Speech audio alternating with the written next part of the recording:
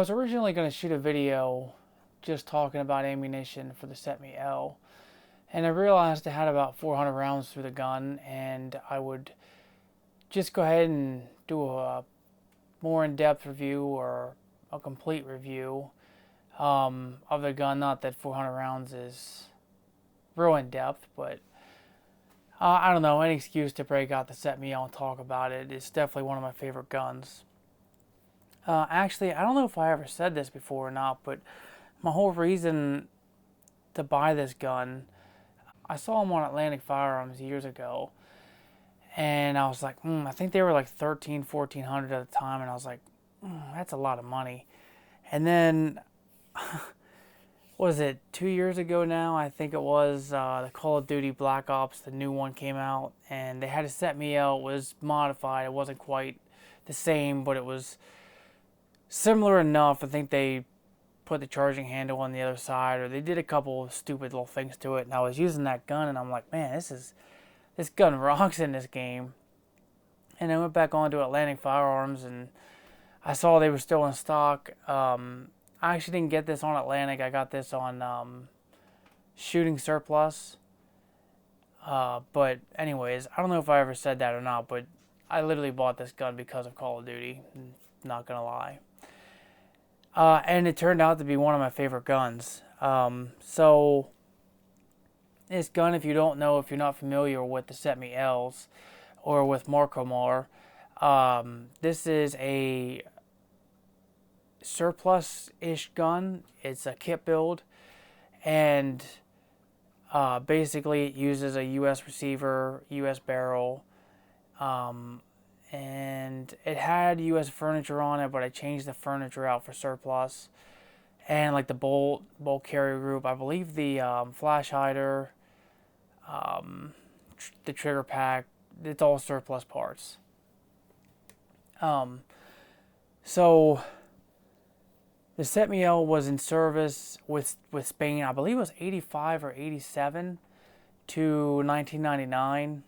And then they switched over to the G3, the German, not G3, I'm sorry, the G36. And the CETMEs didn't do that well in Spanish service because the military put constraints on CETME, or the people producing the rifles, and they just didn't turn out that great because they were worried about money and things like that.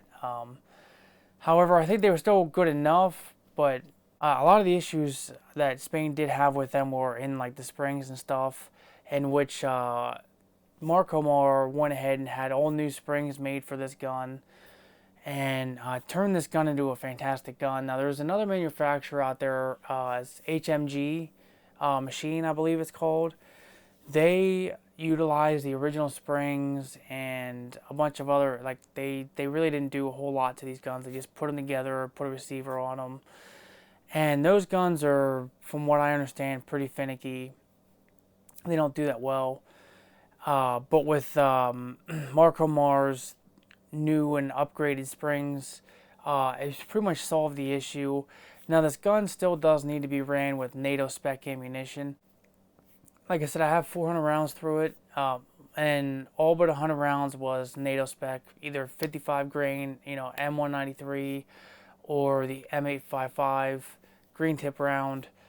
Now MarColMar is very, very clear when you get this gun.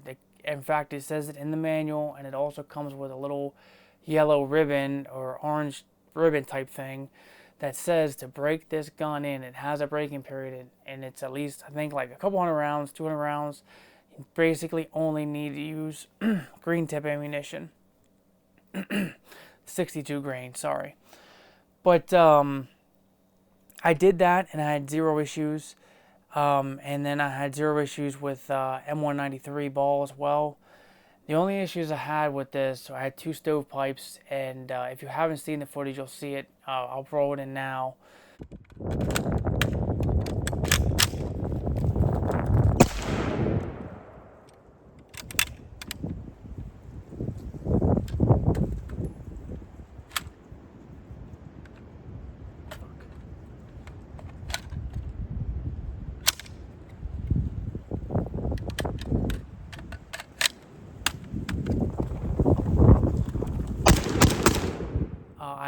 I had two stovepipes, and that was with PMC bronze ammunition. I shot 100 rounds of that, and out of the 100 rounds, I had two stovepipes.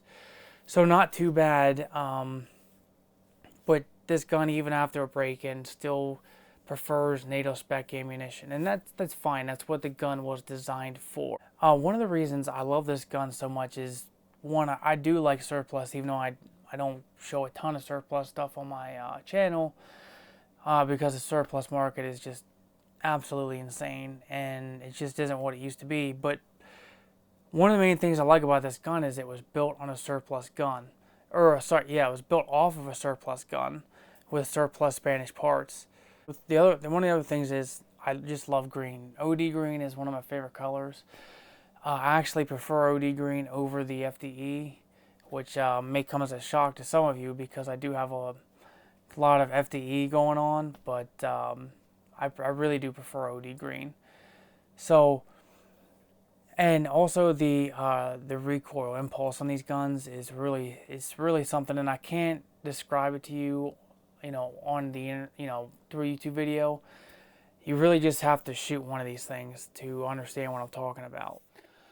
Actually, if you don't know, the CETME C, well, actually, I guess you could say the CETME A, but all the CETMEs, CETME A, B, C, and then the L, they were actually based off of the STG-45. So, and that's one of the other things that I find really cool about these guns, is they kind of go back to World War II, especially more so on the CETME C. So what happened was, after World War II, the German firearms guys, or guy, I'm not going to say his name because I'll just butcher it, but he went to France, and I guess France wasn't really interested in it because he was working on the STG-45, which I didn't even know existed till I think like 6 months ago. And that was going to be the first delayed roller blowback rifle ever. And because I believe the MG42 is delayed roller blowback. But the first rifle was going to be the STG-45, but obviously the war ended.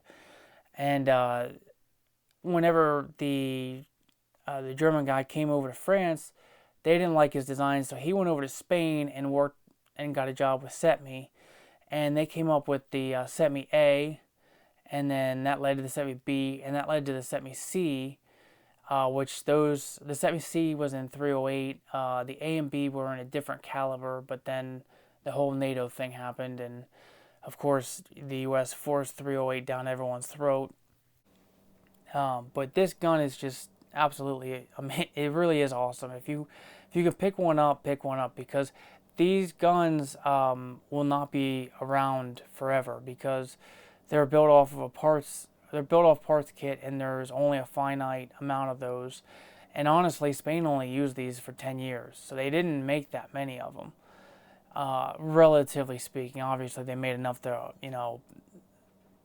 arm an army, but if you're talking about something like the AK or the M4 or the M16, there's really not that many CETME Ls. And as you can see, there's an EOTech on here now. I was thinking about getting an EOTech for a long time for this gun, but I wasn't quite sure if it would clear the rear sight here good enough or not, but it's actually perfect. So, and I think it really gives it the classic look.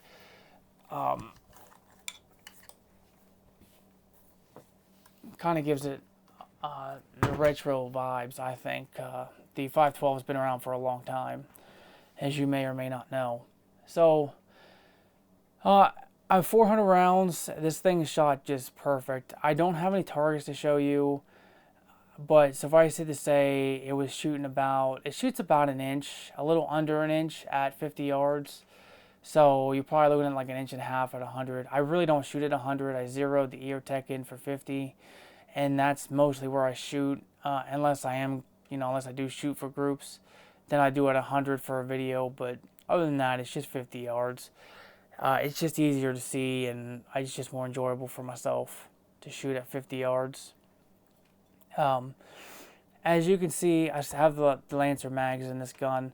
So the original CETME L in service was, I think, supposed to originally take Stenag mags, but they ended up changing the feed lips on the mags, and it was a different follower or something. So the CETME L actually took its own CETME L mag, and whenever MarColMar brought the kits in and made the receiver, he actually made some modifications to the mag well here, so it would take standard GI mags, and also takes the polymer Lancer mags. Now, it will not fit P mags, and I don't see that as a problem. The Lancer mags and the GI mags are perfect.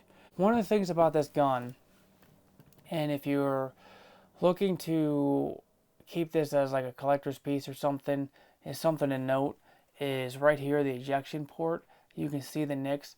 And actually, so if you just shoot NATO spec ammunition, this is really all you should get is right here. But you can see a couple little spots here and up here. That's actually from the PMC bronze.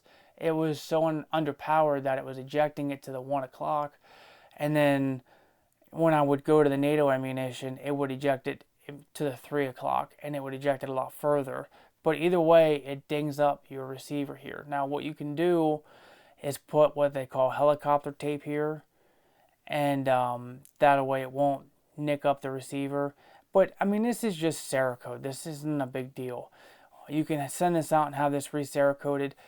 This is I guess a collectible-ish firearm for me, because there's not a ton of these out there. But all my guns are working guns. I shoot everything. I don't put stuff back in the box. Honestly, it's gonna get nicked up from just being into the going into the safe. I mean, this EOTech is actually really new. I just bought this EOTech 2 weeks ago or something, and look at that nice scratch. Took it out one time, got a huge scratch on it, and I think there's one. That might be dog hair. Yeah, it's dog hair. But anyways, I nick my stuff up. I try not to misuse it, but just, you know, handling marks. So I didn't really worry about the scuff marks on the side of the receiver. But I would say that if I ever want to sell this, I'm sure people would have all kinds of issues with that scuffs on the receiver. But I don't ever intend to sell this. So, but anyways, so I just wanted to touch on the ammunition and just say that I'm like I won't say I'm obsessed with this gun, but I really do like it. It's definitely one of my favorites. It is going to stay one of my favorites. So, anyways, thanks for watching, guys. If you have any questions on the CETME L, let me know.